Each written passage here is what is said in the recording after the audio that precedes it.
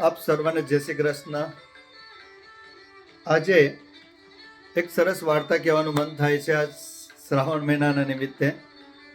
એ વાર્તા એવી છે કે રામ રાખે એને કોણ ચાખે. ભગવાન રક્ષણ કરે તો દુનિયાની કોઈ તાકાત એને પરેશાન ન કરી શકે. એક હતા ડોશીમાં, ભગવાનના પરમ ભક્ત. સવારે પ્રાતઃકાલ 4 વાગ્યાથી એમની શરૂઆત થાય પોતાના દિવસની. ભગવાનમય જીવન. સવારના પરમાં સ્નાન ક્રિયા સંપાદન કરીને પોતે ભગવાન માટે પદ ગાય, ભગવાનની સામગ્રી બનાવે, ભગવાનની સેવા કરે, જપ કરે, તપ કરે, કીર્તન કરે. આખો દિવસ સરસમય ભક્તિ પૂર્વક પોતાના દિવસને પસાર કરતા હતા. સરસ મજાની જિંદગી ચાલી રહેલી હતી. પણ તમે બહુ જિંદગી સારી જીવો ને એટલે કેટલા લોકોની ઈર્ષ્યા પણ આવે. એવી જ ઈર્ષ્યા એના આજુબાજુમાં 2 નેબરો હતા. એ નેબરોને પણ ઈર્ષ્યા આવી કે આ માતાજી આ ડોશીમાં આટલા ટાઈમથી આટલી બધી ભક્તિ કરે છે, ચાલો આપણે એમને પૂછીએ કે તમે ભગવાનને જોયા છે કે નહીં, ભગવાન સાથે વાત કરી છે કે નહીં. ત્યારે માતાજી પાસે ગયા, ડોશીમા પાસે ગયા અને વિનંતી કરી, ડોશીમા તમારી ભક્તિથી અમે બહુ પ્રસન્ન થયા, પણ અમારે એક જાણવું છે કે તમારો ભગવાન છે કે નહીં, તમારી રક્ષા કેવી રીતે કરે છે. તો કે મારો ભગવાન મારી સાથે બિરાજે છે, મારા ભગવાનનો અનુભવ નથી કરવાનો હતો, મારો ભગવાન મારા હૃદયમાં બિરાજે છે. ત્યારે કહ્યું કે અમે તમારી પરીક્ષા લેવાની ઈચ્છા રાખીએ છીએ. જો તમારા ભગવાન હશે તો તમારી રક્ષા કરશે.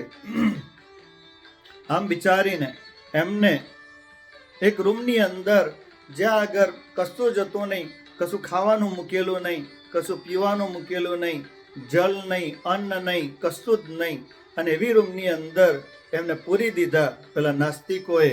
અને કહ્યું કે જો તમારો સાચી ભક્તિ હશે તો તમારો ભગવાન તમને બચાવશે.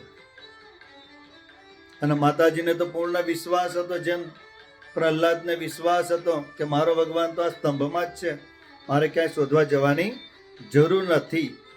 એમ પ્રમાણે પેલા ડોશીમાને પૂરી દીધા. એક વિન્ડો હતી, એક બારી હતી ખુલ્લી રાખેલી, કારણ કે હવા ઉજાસ આવે એટલા માટે. એવામાં બપોરનો સમય હશે, 2-3 વાગ્યાનો સમય હશે, અને માતાજી તો એકલા જ ભગવાનની જપ તપ કીર્તન બધું કરી રહેલા. પણ ભગવાન કેવા છે? તૈસામ નિત્યાભિયુક્તાનામ યોગક્ષેમમ વહમ્યહમ. ભગવાનને યોગક્ષેમ વહન કરવાની એમની જવાબદારી છે.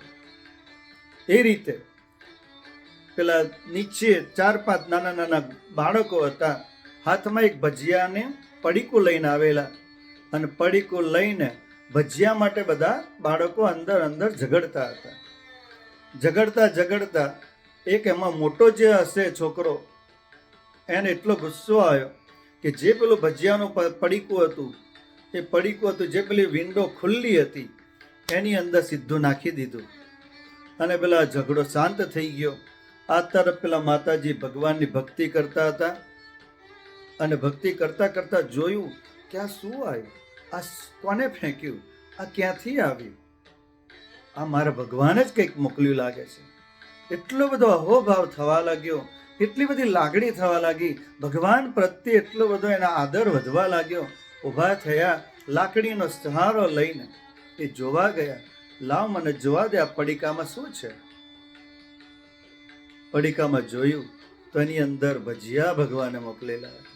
સરસ મજાના ભજીયા ભગવાને મોકલ્યા, અને માતાજી તો સરસ ભજીયા ખાઈ રહેલા હતા.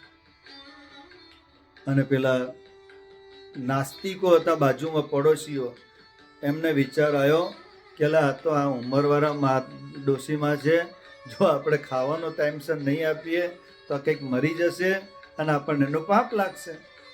વિચાર કરીને જ્યાં પેલું બારણું ખોલવા જાય છે ત્યારે જોયું તો માતાજી તો ભજીયા ખાતા હતા. એટલે પેલા લોકોને આશ્ચર્ય થયું, તમે આ ભજીયા લાવ્યા ક્યાંથી?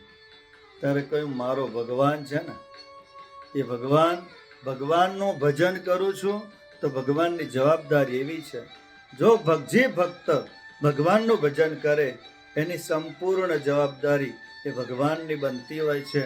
આ જે અત્યાર સુધી મેં ભજન કીર્તન બધું કરું છું એ મારો નાથ, મારો ઠાકોરજી, મારો ઈષ્ટદેવ મારી રક્ષા કરી રહ્યો છે.